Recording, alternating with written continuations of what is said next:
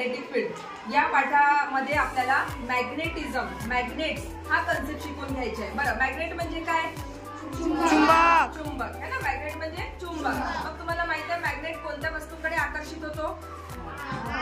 Iron, nickel. आयरनकडे, specially आपण लोखंडाकडे ते magnet आकर्षित होतात। म्हणजे मॅग्नेट कुठे जाऊन चिकटतात? तर लोखंडाला जाऊन चिकटतात। पण असं का होत असेल?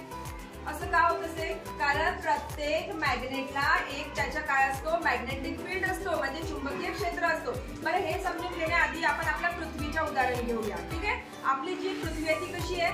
गोलाकार आहे, बरोबर आहे। मग आता पृथ्वीच्या सभोवताली कोणता तरी फील्ड असेल का? पृथ्वीच्या सभोवताली मॅग्नेटिक फील्ड असू शकतो का? येस, डेफिनेटली पृथ्वीच्या सभोवताली कोणता फील्ड आहे? मॅग्नेटिक फील्ड आहे, आणि तो खूप मोठ्या प्रमाणात ऍक्टिव्हेट आहे, बरोबर। आणि तो जेव्हा तिथं चुंबकीय क्षेत्र तयार होतो तर तिथं दोन पोल्स असतात। आता पोल्स म्हणजे कोणते? ध्रुव आपण म्हणू। पोल्स म्हणजे ध्रुव। तुम्ही शिकले असणार कोणकोणते ध्रुव आपण शिकतो भूगोलामध्ये? उत्तर ध्रुव, दक्षिण ध्रुव, बरोबर। म्हणजे उत्तर म्हणजे कुठे? नॉर्थ, नॉर्थ पोल पृथ्वीच्या वरच्या भागाला, आणि साऊथ पोल म्हणजे पृथ्वीच्या खालच्या भागाला।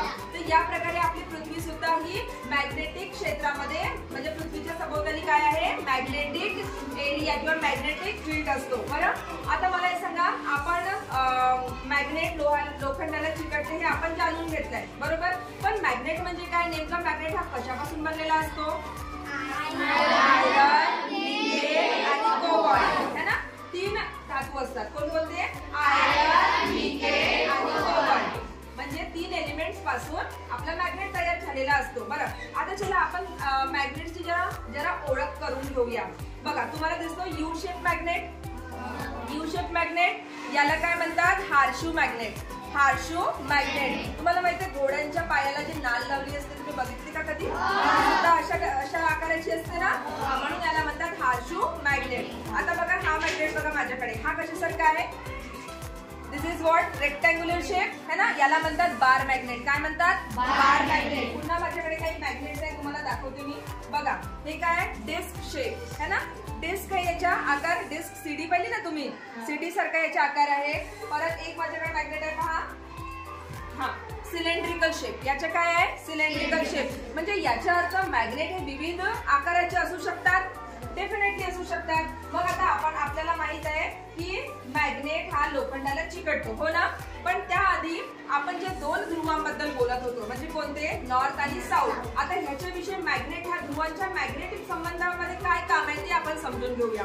तुम्ही जे मॅग्नेट्स बघितले याच्यामध्ये पाहू शकता, इथे यस आणि एन लिहिलेलं होतं यस आणि एन। तर इथे N stands for north, S stands for south, बरं। आता माझ्याकडे एक हार्शू मॅग्नेट आहे, याच्यामध्ये पण पहा यू शेप मॅग्नेट मध्ये नॉर्थ आणि साऊथ दिसलं का तुम्हाला? म्हणजे ह्या ठिकाणी मॅग्नेटचे ध्रुव ठरवलेले आहेत। आता तुम्हाला हे समजून घ्यायचे आहे की मॅग्नेट हे अट्रॅक्ट करतात वस्तूंना, बरोबर। आता दोन्ही माझ्याकडे मॅग्नेटच आहेत, ओके।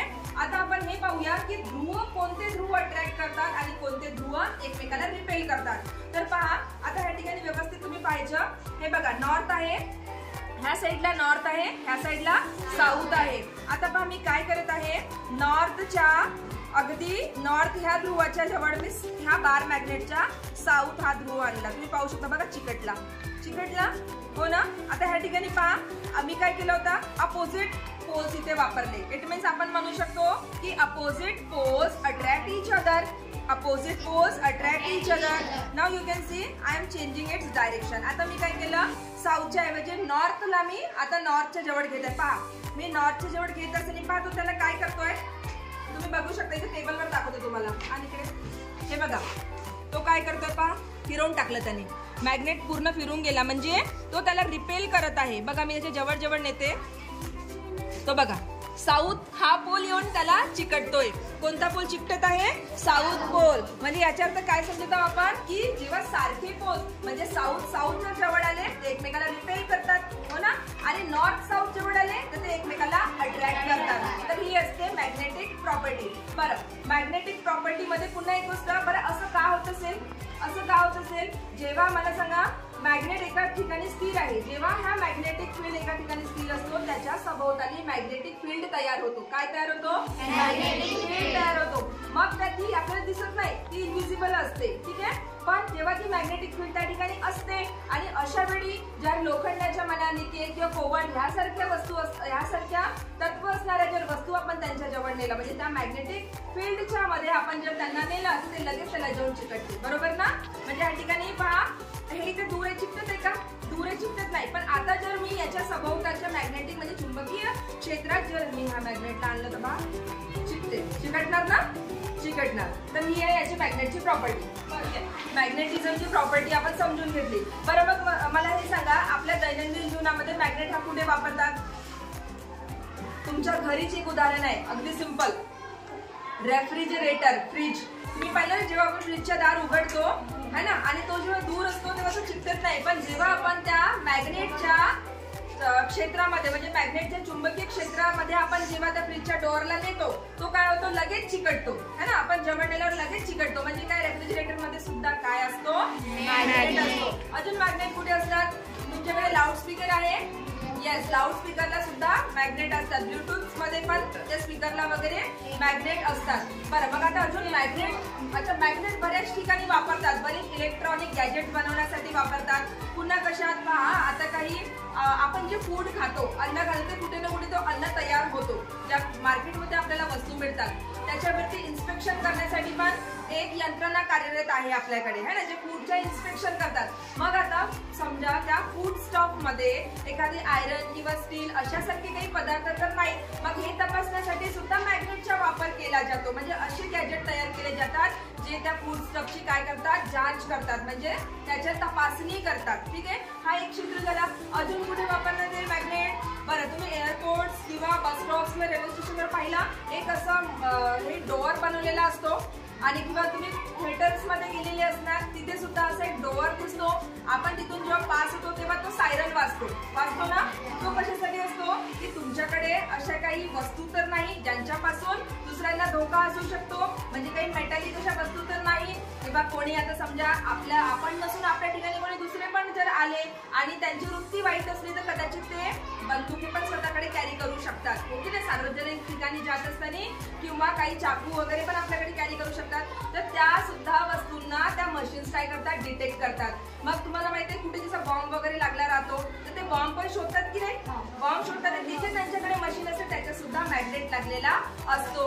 एअरपोर्ट्सवर पण जर तुम्ही गेले असतात तर तिथे सुद्धा ते जे पोलीसवाले उभे असतात, जे सिक्युरिटी गार्ड असतात, त्यांच्या हातात ज्या मशीन्स असतात त्याच्या तुमच्या अख्ख्या शरीराची तपासणी करतात है ना. असं फक्त थोडंसं स्कॅन केलं तरी त्यांना माहित होते की तुमच्याकडे काय आहे आणि काय नाही. इव्हन तुमच्याकडे ऑर्नामेंट्स काही असतील ते सुद्धा त्याच्यामध्ये डिटेक्ट होतं. तर मॅग्नेटचे असे विविध उपयोग आहेत. आलं लक्षात तुम्हाला? बघा, आता मॅग्नेटिक फील्ड पेनिट्रेट करण्याची ॲबिलिटी कशी असते ते आता आपण तपासून पाहू. हा, तुम्ही पाहू शकता माझ्याकडे एक कार्डबोर्ड आहे, एक मॅग्नेट मी घेतलाय आणि काही ह्या ठिकाणी पिन्स आहेत माझ्याकडे. हा, काही टाचना मी या ठिकाणी घेतल्या आहेत. पहा, ह्या टाचना मी या ठिकाणी ठेवून घेतलाय.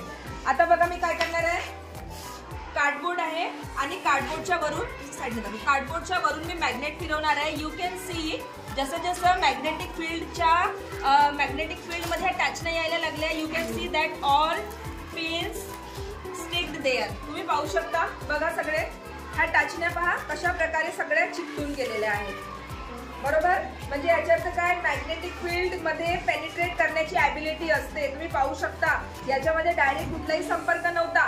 कार्डबोर्ड हा त्याच्या मध्यभागी होता, मध्ये होता ना अडथळा म्हणून, तरी सुद्धा त्याचा मॅग्नेटिक फील्ड किती स्ट्रॉंग असतो की दुरून सुद्धा आयरन किंवा निकेल किंवा कोबाल्ट असे तत्व असणाऱ्या वस्तूंना तो आपल्याकडे अट्रॅक्ट करतो. आलं लक्षात?